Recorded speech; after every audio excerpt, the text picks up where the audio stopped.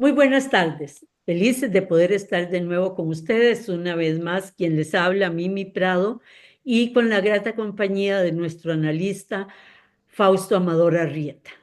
Nuestro tema de hoy es la geopolítica del Canal de Panamá frente a Trump. Cito textualmente, comillas, mucho se habla del Canal de Panamá, pero nadie sabe cuánto duele una enfermedad hasta que la padece. ¿Qué duele aquí? Tropas extranjeras, el Comando Sur, idioma extranjero, una nación en el corazón de otra nación, dos culturas, dos economías, dos sistemas. General Omar Torrijos.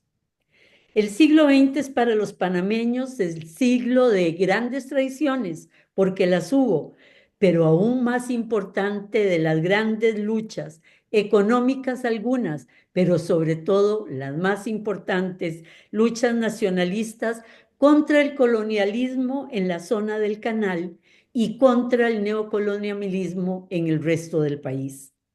Desde 1850, que se da el enclave de los Estados Unidos con su política del destino manifiesto, a la hora de construir, cuando construyen el primer ferrocarril interoceánico del mundo, y además con la llegada con enorme fuerza de la United Fruit Company, se empiezan a dar los primeros brotes de resistencia.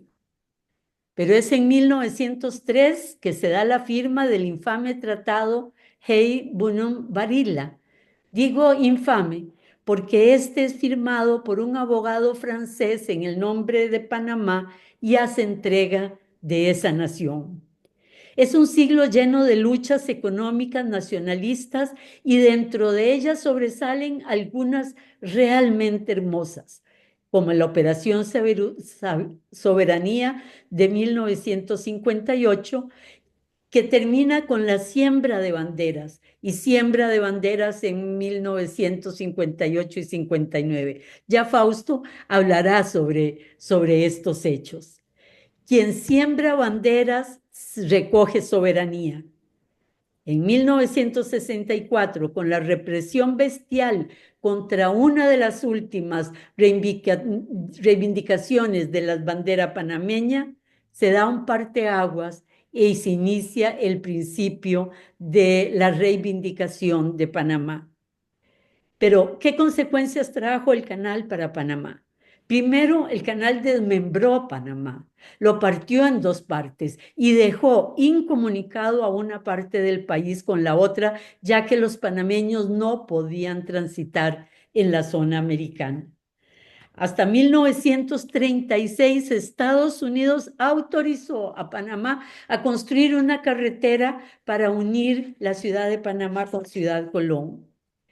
Perdió en esto sus dos puertos más importantes y al perder sus dos puestos más importantes, perdió también la posibilidad de la exportación y la importación del comercio. Perdió soberanía en la zona, una parte enorme del país, solo se aplicaba la legislación, la administración y todo lo que conlleva la organización de un Estado con las leyes, los reglamentos de los Estados Unidos. Ni siquiera podían entrar los panameños en caso de necesidad a hacer cumplir alguna ley en la zona americana, una ley panameña. Una visión racista y excluyente de los llamados Sonians, los habitantes, esos 50,000 habitantes de la zona americana, para con el resto de los panameños. Total dependencia de política nacional y de política internacional, así como total control financiero, sin recibir beneficios del canal y sin siquiera poder imprimir papel moneda. Y una presencia militar no autorizada de 14 bases militares y el Comando Sur, que desde Panamá controlaba a toda América Latina, estabilizaba, decían, América Latina, y la creación de otra institución infame, la Escuela de las Américas, que entrenaba militares, muchos de ellos de los gobiernos dictatoriales de América Latina, en técnicas contra insurgentes, antiterroristas, de tortura, de control de movimientos de masas y de organización de sociedad civil. La presencia militar estadounidense dio como resultado en que la empobrecida Panamá de la época se dieran altos índices de prostitución y drogadicción, porque muchos de los soldados venían de la guerra de Vietnam. El 1 de enero de 1986 se da el golpe de Estado por militares contra el Nulfo Arias, ese señor que fue 3 veces presidente y fue 3 veces derrocado. Después de algunas escaramuzas, toma el poder el general Omar Torrijos, líder popular, nacionalista, de línea socialdemócrata, y que da como resultado una nueva constitución, garantías y enormes reformas sociales, reforma agraria, obra pública importante, creación de una clase media y representación de pueblos indígenas. Es Omar Torrijos el primero no rabiblanco en tomar el poder en Panamá. Cito a Omar Torrijos. Teníamos dos objetivos fundamentales en la revolución del 68. Primero, la recuperación del canal. Y segundo, convertir una caricatura de país en una nación. Con el apoyo incondicional y sostenido de los presidentes de los países vecinos, Alfonso López Michelsen de Colombia, Daniel Oduber Quirós de Costa Rica y Carlos Andrés Pérez de Colombia, se logra el apoyo de las Naciones Unidas, de la Asamblea General de Naciones Unidas, en el tema del Canal de Panamá. Se logra que el Consejo de Seguridad de Naciones Unidas vote a favor de eliminar el tratado de 1903, claro, después vetado por los Estados Unidos. Pero es hasta 1977, 10 años después de las negociaciones, que se firma el Tratado Torrijos-Carter, que acuerda la eliminación del Tratado de 1903 y un proceso de entrega hasta la soberanía total por Panamá después de 1999.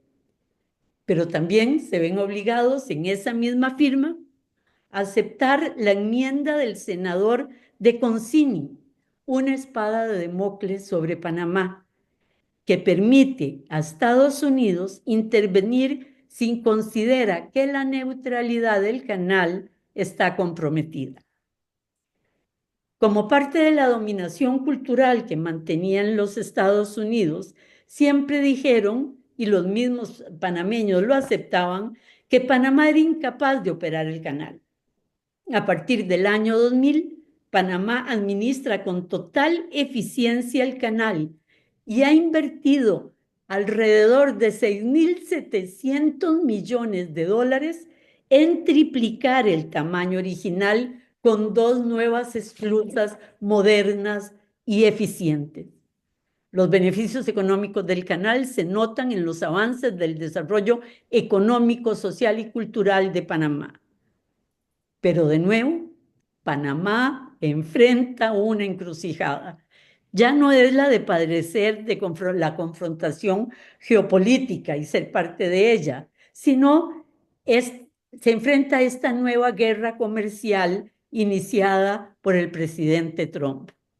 Pareciera que de nuevo el imperio contraataca. Buenas tardes, Fausto. Buenas tardes, Mimi. Maravillosa tu descripción de la situación de Panamá. Y te quedaste corta en el sentido de decir que administra bien, administra mejor que los Es norteamericanos, mucho una mejor que los eficiencia norteamericanos. total. Por ejemplo, los norteamericanos no se obligaban a, a velar por el recurso hídrico. Ellos gastaban el agua con los barcos que pasaban y no se preocupaban por nada de este aspecto. El aspecto ecológico de la época norteamericana fue fatal. Bueno, comencemos entonces. Hasta lo antropológico, porque recogieron a la hora de construir toda la herencia cultural panameña y crearon un museo con ella, realmente hermoso. Bueno, entonces decía yo que si nosotros comenzamos en el comienzo, pues, de cómo comenzó esta polémica, comenzó en el primer discurso del mandato presidencial de Trump que puso al Canal de Panamá en el centro de la atención geopolítica mundial. En esa perorata, Panamá aparecía con todos los elementos clásicos de la retórica política trumpiana: estimular sentimientos patrióticos de ultraje populista, a lo que él responde como el líder que rescata a su país agraviado. Y claro, siempre China como el país que supuestamente ultraja a los Estados Unidos, y lógico Panamá como el país, el aliado que lo traiciona. Esa es su línea argumentativa en concordancia con el foco estratégico del giro de Estados Unidos hacia el Indo-Pacífico para enfrentar a China, considerado su principal rival geopolítico.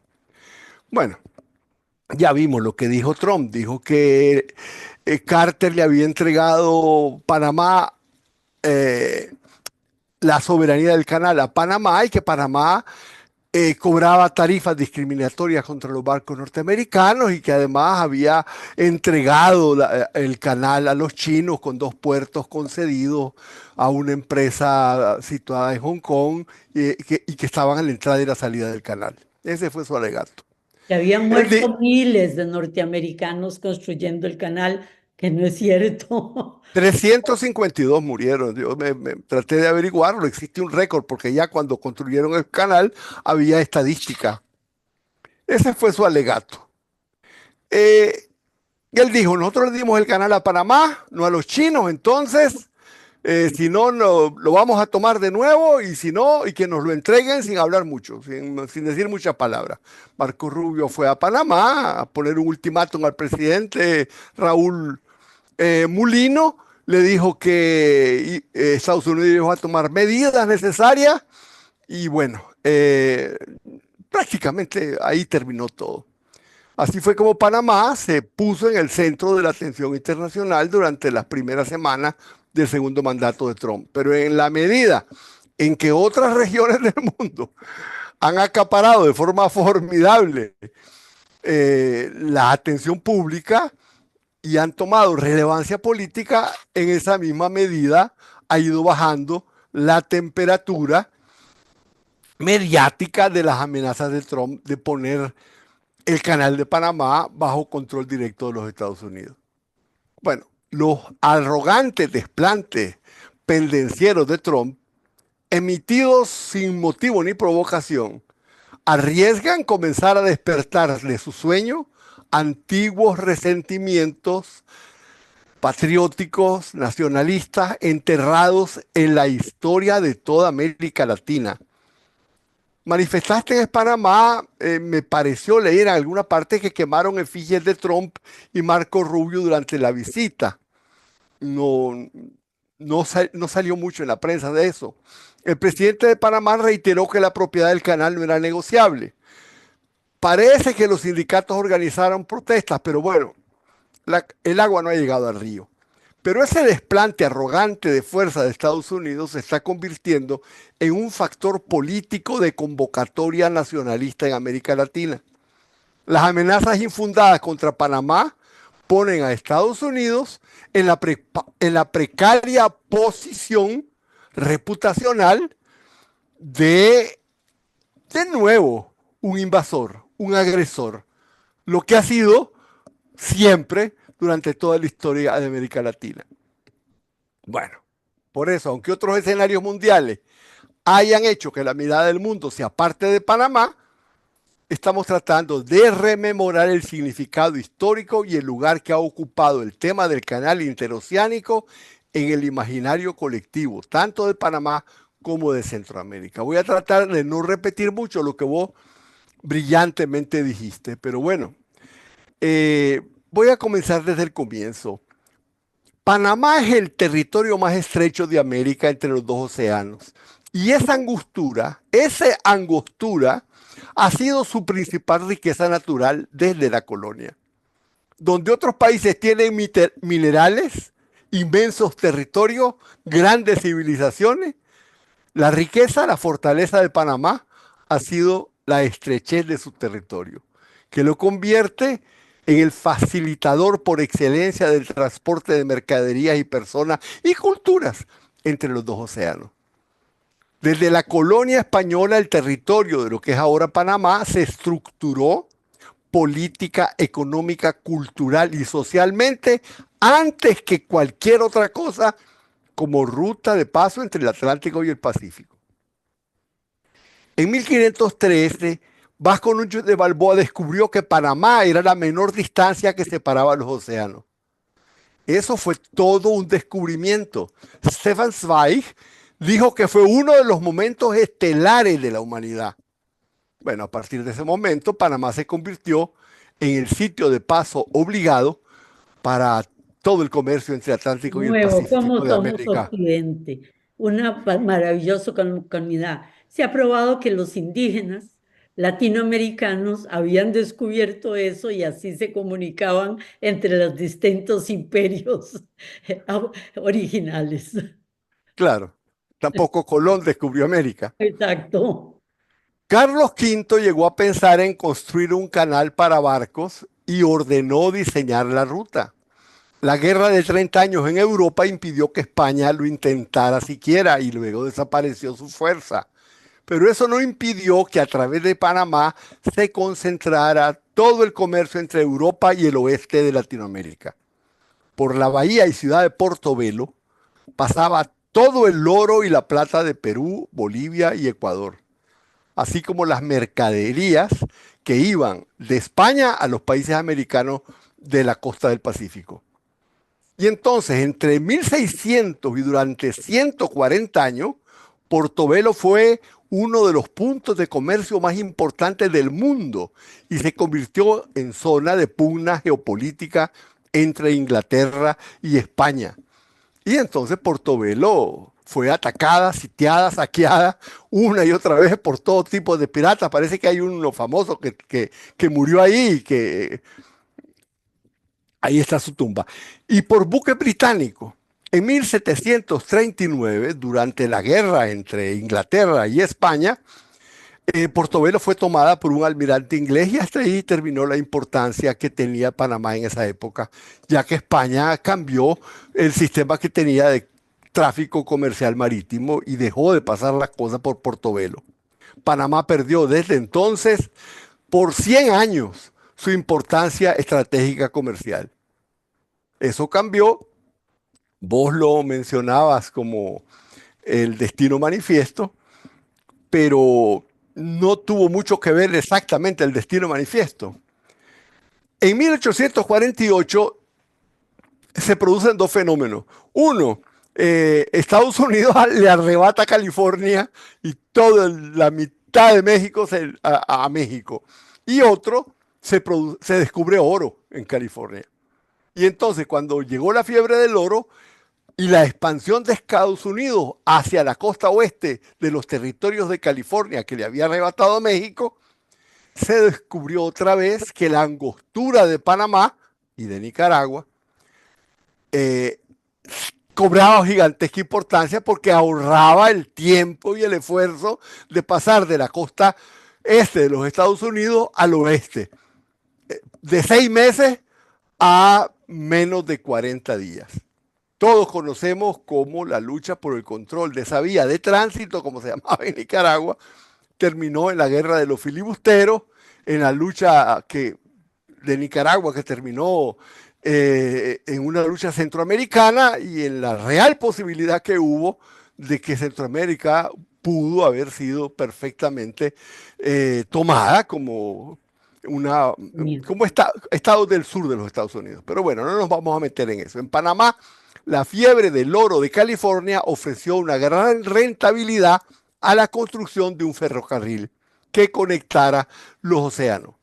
El mismo año del descubrimiento del oro, 1848, Colombia dio una concesión a una compañía estadounidense la Panama Railroad Company, que levantó capital en un tiempo rapidísimo y en menos de 7 años estaba construido lo que vos le llamaste el primer tren interoceánico de América. 77 kilómetros entre Colón y Panamá sobre la ruta del actual canal. El proyecto se realizó en condiciones brutalmente difíciles que debieron haber hecho pensar a los franceses que hacer un canal en Panamá no era lo mismo que hacer un canal en las harinas de Egipto. En la construcción del ferrocarril, después van a haber más muertos, en la construcción del ferrocarril de apenas 7 años, murieron cerca de 12.000 trabajadores por fiebre amarilla, cólera y malaria. Pero esa fue la inversión extranjera más exitosa de América Latina. Por un tiempo fue el ferrocarril más rentable del mundo. Hasta 1869, todo el correo de Estados Unidos de costa a costa pasaba por Panamá. Y más del 90% del oro y la plata que enviaba California a los bancos, en particular a los bancos de Vanderbilt y a los bancos de Rothschild en la costa este de los Estados Unidos. Todo pasaba por el ferrocarril. En 1869, sin embargo, se unieron los dos trenes que estaban atravesando los Estados Unidos y en ese momento un tren intercontinental unió las dos costas de los Estados Unidos y la ruta del Panamá perdió importancia y el tren fue prácticamente abandonado, deshecho y dejado perder. Pero bueno, en ese momento, en 1869, fue el año en que se terminó de construir el canal de Suez. Y entonces, con la plata gigantesca que habían tenido el canal de Suez, comenzaron a pensar en un canal en Panamá. Y la misma compañía que había hecho el canal de Suez, dirigida por Lesseps, que no era ingeniero ni mucho menos, comenzó a recoger dinero, que lo recogió con mucha facilidad, y a buscar una concesión con Colombia que se la dio muy rápidamente. Y en 1888 comenzó la obra. 10 años después quebró. Fue Cortemos acá, y que es un buen momento, y regresamos con ustedes en unos minutos. De nuevo con ustedes. Nuestro tema de hoy, la geopolítica del Canal de Panamá y frente al Trump. Fausto cerró la primera parte del programa con el tema del canal que manejaron los franceses, su fracaso y lo que se llamó la estafa del siglo en Europa. Así es, Mimi. De hecho, el propio Lesseps y el mismo que construyó la Torre Eiffel cayeron presos y fueron condenados. Y más de 140 diputados de Francia que por debajo estaban pasándole plata a la gente. Bueno, se estima, sin embargo, y esto es más importante que todo el escándalo, que durante ese periodo murieron cerca de 22.000 personas. 22.000 personas. Una guerra. Bueno, fue entonces que el presidente Theodore Roosevelt decidió, por razones geopolíticas, apoyar a fondo las negociaciones para que una compañía estadounidense asumiera el contrato de los franceses y renegociar con el gobierno de Colombia una concesión para construir el canal y comprar los derechos que tenía la compañía francesa. Roosevelt había vivido en 1898 la experiencia de la guerra con España, cuando Estados Unidos le declaró la guerra a España y tuvo que darle la vuelta a toda América para llevar sus acorazados de San Francisco a New York y a Cuba. Tardó más de 2 meses, cuando por Panamá habría necesitado menos de 3 semanas. Por eso, cuando quebró la compañía francesa, para Roosevelt, que Estados Unidos tuviera soberanía sobre un canal era un asunto de Estado, ya que un canal ahí optimizaría el uso de su flota naval al facilitarle la defensa de las costas del Atlántico de Estados Unidos frente a los posibles ataques de potencia europea. Y es muy interesante decir que canal, de hecho, ya hecho, cuando vamos a hablar un poquito más, pero cuando fue hecho, prácticamente hasta 1970 tuvo sobre todo un rol geopolítico militar. Y es importante porque incluso Estados Unidos se ahorraba parte de la construcción del canal porque no tenía que tener dos flotas, una en el este y otra en el oeste. Es decir, con el canal podía fácilmente llegar a los distintos destinos. Bueno, entonces comenzó un proceso complejo que terminó con la independencia de Panamá.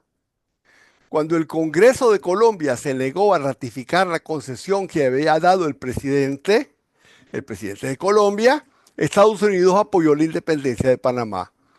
Fue el primero en reconocerla y también en advertir a Colombia que cuidadito, estate aquí, estate quieto aquí. La historia es tórrida porque Panamá había estado envuelta en las continuas guerras civiles de Colombia desde la época del ferrocarril y era innumerables veces el ejército de Estados Unidos había intervenido con tropas en Panamá para defender el ferrocarril. Y De para forma que, defender a Colombia contra los independentistas panameños.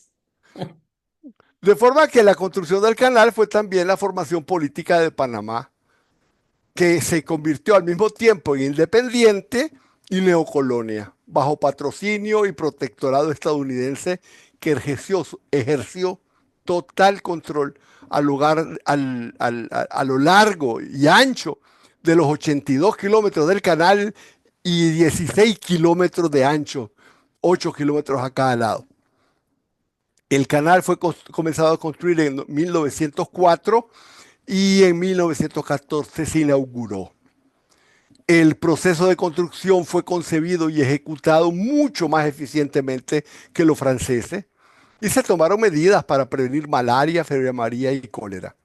Se establecieron sistemas sanitarios eficientes, se hizo uso generalizado de cosas tan simples como mosquiteros, se sanearon pantanos, se canalizaron aguas estancadas, se estableció una logística de provisión de alimentos en buen estado y hubo solamente, a pesar de eso, lamentable, todo lo que sea, pero 5.600 muertos, de los cuales el 80% venían de las Antillas. Del Caribe. Entonces, los estadounidenses perdieron solo, como dije, 350 fallecidos. Con el canal, los Estados Unidos recibieron a perpetuidad una franja de tierra llamada Zona del Canal, en la que, como vos dijiste, regían las leyes de Estados Unidos y donde se generaban beneficios geopolíticos y económicos exclusivamente a los Estados Unidos, sin aportar nada a la economía panameña, ya que no participaba Panamá ni en utilidades ni en beneficios financieros y apenas recibía una insignificante anualidad. Y ni siquiera podía cobrar impuestos sobre, sobre nada, ¿verdad? Es impresionante. Y los poquísimos empleos de panameños en la zona, ese era otro beneficio. El enclave no solo dividiría el país en términos geográficos, sino que también sería un escaparate de desigualdad. La Seis por- zona era un... Solo el 6% conseguía empleo en el canal. En el mejor momento hubo como, eran como un 12%, pero en general un 6% 6% de qué, Mimi, de panameños que trabajaban en el canal. de la población panameña. Es enorme. La zona era un área de 1.389 kilómetros cuadrados, donde vivía un promedio de 60.000 personas, entre civiles y militares, personas norteamericanas, con generosas prestaciones laborales, viviendas subvencionadas, amplias vacaciones, supermercados súper bien surtidos. Yo recuerdo en esa época que tener un amigo que había una tarjeta especial para poder comprar en la zona y todo el mundo andaba buscando un amigo para que le comprara en los supermercados de la zona, disfrutando todas las ventajas de la ciudadanía estadounidense. Hay un norteamericano, un gringo, Michael Donoghue, que escribió un libro sobre las luchas panameñas por la recuperación del Panal Y dice que la zona era un lugar artificial y extraño, una especie, dice, a mí me encantó la frase, una especie de pequeña ciudad sureña de Estados Unidos, trasplantada al centro de Centroamérica. ¿Y por qué sureña? Porque se practicaba un nivel de racismo increíble. Afuera de ese enclave, el 59% de los panameños vivía por debajo de la pobreza, con más del 70% de la población que no pasaba de la escuela primaria. El canal era como una hendidura de desigualdad entre los que trabajaban en la zona del canal y el resto del país. La presencia estadounidense dominaba la política nacional, compraba su clase política, ponía presidente. Y como vos lo dijiste, ahí estaba el Comando Sur, el Centro de Entrenamiento Antiguerrillero, la Escuela de las Américas, y el entrenamiento en tortura fue una de las cosas más famosas. Ahí iban todos los torturadores de América Latina a recibir entrenamiento. Y yo no pude evitarme, aunque no es mi autor preferido, porque bueno, es un poquito estalinista el señor, pero nadie mejor que Neruda para expresar las reivindicaciones nacionalistas de Panamá. En el poema 37 de su canto general, escribe Pablo Neruda: llegó el dólar de dientes agresivos a morder territorio en la garganta pastoril de América. Agarró Panamá con fauces duras, hundió en la tierra fresca sus colmillos, chapoteó en el barro whisky, sangre, y el canal dividió las residencias, aquí los amos, allá la servidumbre. Impresionante. Bajo dominio de Estados Unidos, Panamá quedó, como vos lo dijiste, dividido en dos. Decenas de miles de estadounidenses, civiles y militares y sus familias estaban en la zona bajo sus leyes, sus costumbres, mientras estaban en Panamá. Los panameños les llamaban Zizonians, soneitas, les decía, es decir, los de la zona. Vivían totalmente aislados y sin contacto con la población panameña, y los panameños no podían tener acceso a ese territorio sin un permiso especial. Todo era diferente. Por eso el proceso de recuperación del Canal de Panamá ocupa un lugar central en la formación de la conciencia colectiva del sentido nacional de los panameños. Digo eso para que se comprenda lo que significaba para los panameños que una potencia extranjera domina y ejerce soberanía sobre su joya más preciosa. Por eso no es de extrañar que el Canal de Panamá, en manos estadounidenses, sirvió como elemento formador de una de las reivindicaciones más vitales para varias generaciones. En toda América Latina fue compartida la solidaridad con las aspiraciones y la lucha del pueblo panameño por recuperar soberanía total sobre su territorio. El resentimiento de los panameños ante los privilegios de los soneitas fue creciendo, fue aumentando, pero lo más lindo de esto es que la reivindicación central era simplemente soberanía, no era ni igualdad, ni era soberanía. Todos los grandes conflictos sociales con relación al canal fueron producto de movimientos simbólicos de nacionalismo. Cada vez el problema era la bandera panameña puesta en la zona del canal. Vos lo dijiste, en 1958 se colocaron estudiantes en la zona para sembrar 75 banderas. Al año siguiente se organizó una marcha patriótica del pueblo panameño en la zona del canal, portando pacíficamente una bandera y terminó con represión y heridos. En 1962 se llegó, y aquí viene lo interesante, a un acuerdo con John Kennedy, en el que las autoridades de la zona, qué concesión, aceptarían que se pusieran banderas panameñas en sitios civiles como hospitales y escuelas. No, Ese escuelas acuerdo, no, porque al final los Sonian no permitieron que en las escuelas hubiera bandera panameña. vamos a ver, vamos a ver. Se llegó a un acuerdo con John Kennedy en el que las autoridades de la zona aceptarían que se pusieran banderas panameñas en los sitios civiles como hospitales y escuelas. Está leído en el texto. Pero ahora voy a lo que vos decís que tiene su razón. Ese fue el acuerdo, Mimi. Sí, Y sí, por sí. eso fueron los muertos. Ese acuerdo entraría en vigor el 1 de enero del 64, es decir, 2 años después. Y todo el país estaba esperando que se pusieran esas banderas. Y ese día no se aceptó poner banderas panameñas en las escuelas. La juventud levantó el desafío y el 9 de enero los estudiantes de secundaria del Instituto Nacional de Panamá ingresaron en la zona para poner una bandera mimí en la escuela Balboa. Los marines estadounidenses intervinieron, mataron a 23 estudiantes, hubo centenares de heridos y bueno, vos lo dijiste que cero fue un punto de un clivaje, fue el punto de no retorno. Sí. Desde entonces se celebra esa fecha como el Día de los Mártires. Panamá rompió relaciones diplomáticas con Estados Unidos y bueno, lo Y ese día se siembran banderas en todo Panamá. Es realmente emocionante. Yo he ido con mi nieto a sembrar banderas en Panamá, en todo lugar público, en las carreteras. Se siembra bandera para recoger soberanía. interesante. Es decir, los adultos de hoy fueron los estudiantes que ayer, reprimidos por una fuerza extranjera sentada en su territorio, eran golpeados por sembrar bandera. Bueno, después de muchas peripecias, procesos y negociaciones, 10 años después de la masacre de estudiantes, que fue en el 64, es decir, ya estamos hablando del 74, Kissinger convenció a Nixon de eliminar esa fuente de tensión y todo se saldó con una declaración de intención donde los Estados Unidos reconocían el principio de devolver el canal a los panameños. Y hay un dato que leí, Fausto, que es muy interesante y se me olvidó ponerlo.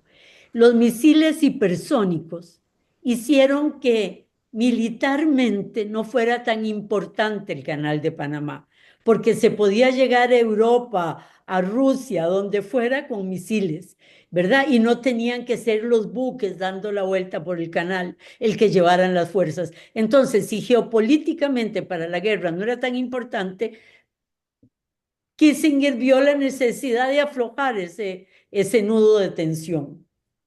Así es. Y entonces fue así como se llegó a lo que vos mencionaste, el 7 de septiembre de 1977, 3 años después del acuerdo de intención, y se firmaron los acuerdos de neutralidad perpetua, que vos señalaste que es una forma de darle permiso a Estados Unidos de intervenir. Y el otro, las condiciones de traspaso del canal, pero 23 años después. En cumplimiento de ese acuerdo, a partir del año 2000, el canal pasó a convertirse por mandato constitucional en un patrimonio inalienable de la nación panameño. Con la transferencia del canal a la plena soberanía del Estado panameño, terminaron 86 años en los que la República de Panamá tuvo un enclave extranjero injertado en su territorio, dividiendo sus conciencias. Y solo fue entonces que el canal comenzó finalmente a convertirse en un instrumento nacional de desarrollo económico y social. Desde el 2000 el canal ha sido administrado por la Autoridad del Canal de Panamá y desde entonces el mundo ha admirado no solo la formidable eficiencia del canal, sino la enorme importancia que tenía el canal para Panamá y que fue desperdiciado por la ocupación colonialista. Durante los 86 años de administración del canal, el canal fue considerado como un bien público estratégico estadounidense y funcionaba con un sistema de peaje de valor único y que se fundaba en alcanzar un punto de equilibrio entre ingresos y costos. No debía, en principio, tener ganancias. Pero ya en manos de Panamá se comenzó a considerar que era una empresa pública fundada en rentabilidad y que debe generar ganancias. Y la autoridad del canal cambió la estructura de peaje, desarrolló una estrategia de diferenciación de precios, de segmentación de mercado y a partir de entonces los ingresos netos generados por el canal son entregados al gobierno panameño como dividendo. Esas transferencias han permitido a Panamá capitalizar su posición geográfica estratégica, convertirse en un centro logístico y comercial altamente conectado, con un ingreso que le genera al gobierno, creo que el año pasado, 3.500 millones de dólares.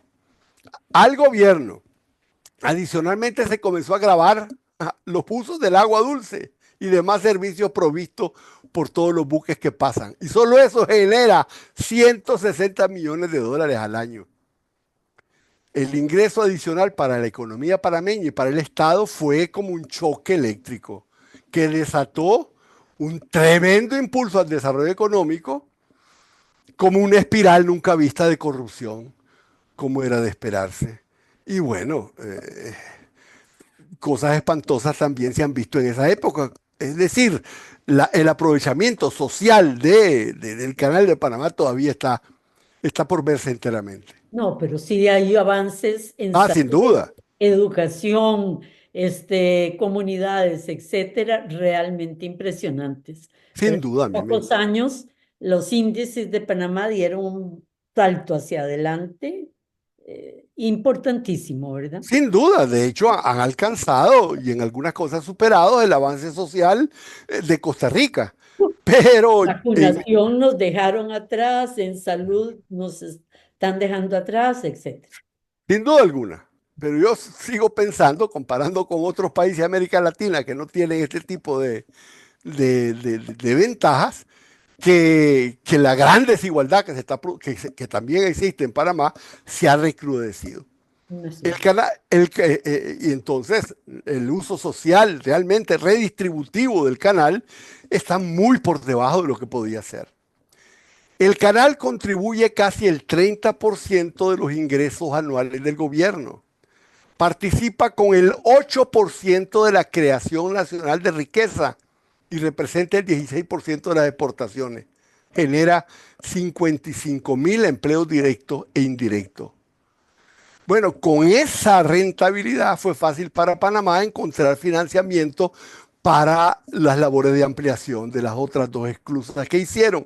Y realizadas estas esclusas, se ha duplicado la tasa de crecimiento económico panameño. Increíble. Se duplicó la tasa de crecimiento. Es decir, toda una bonanza que había sido desaprovechada. Aquí cabe que nos preguntemos entonces ¿qué pito toca en todo esto China para meditar tanto escándalo en el discurso de Trump? Mi opinión es que todo fue un pretexto para justificar una retórica de repliegue que es defensivo en el mundo, pero ofensivo en América. La polémica con Panamá forma parte del reposicionamiento de dominio de Estados Unidos en su entorno, tomando medidas prácticas para afianzar su poderío y alejar a sus rivales. Pero en realidad, nada de lo que dijo Trump estaba justificado contra Panamá. Fue una perfecta puesta en escena en la que presentaba su gobierno como un contraste con el gobierno de Biden, a quien puso como un gobierno pusilánime, descuidado, que dejó que China se le colara por la puerta trasera, mientras que él, Super Trump, ponía las cosas como deben ser, defendiendo los intereses. Pero, cuidado, porque la revista Forbes dijo que había que plantearse la posibilidad de que Trump quiera comprar el canal. Y publicó todo un análisis de lo que podría ser el valor monetario del canal. Y propuso que tal vez 300.000 millones de dólares pagarían por el canal. Yo no creo que los tiros vayan por ahí, pero todo es posible. Rubén Blades, el rey de la salsa, advirtió que Panamá debe prepararse para la eventualidad de otra invasión de Estados Unidos. Y China aquí no juega ningún rol. Son las riquezas inmensas, probadamente, que aporta el canal lo que despertó el apetito empresarial de Trump. Y bueno, aunque la diatriba de Trump poco tiene que ver con lo que está pasando, la realidad es que debemos estar preocupados. ¿Cuánto nos falta? Estamos a 24 minutos, 24, ya tendríamos que cerrar.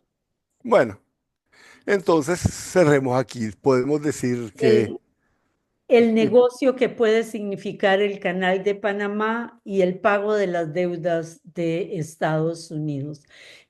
Tema a tratar en el futuro, que tiene también que ver con lo de Panamá y Groenlandia, Canadá y Groenlandia. Muchísimas gracias, Fausto, a todos ustedes por acompañarnos y nos vemos y oímos el próximo miércoles. Muy buenas tardes. buenas tardes, Mimi.